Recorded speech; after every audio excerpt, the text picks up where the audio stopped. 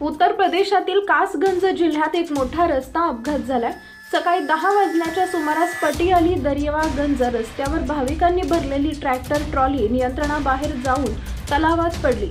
तलावात गेल्याने tractor trolley उलटली, ज्यात बहुसंख्य भाविक समाधीस्थ झाले। या अपघातात आतापर्यंत 15हून अधिक जणांचा मृत्यू झालाय। मृतांमध्ये 8 महिला आणि लहान मुलांचा समावेश आहे आणि गंभीर जखमी भाविकांवर जिल्हा रुग्णालयात उपचार सुरू असून काहींना रेफर करण्यात आले। घटनास्थळापासून जिल्हा रुग्णालयापर्यंत गोंधळाचं वातावरण आहे। डीएम, एसपी आणि इतर प्रशासकीय आणि पोलीस अधिकारी घटनास्थळी पोहोचले।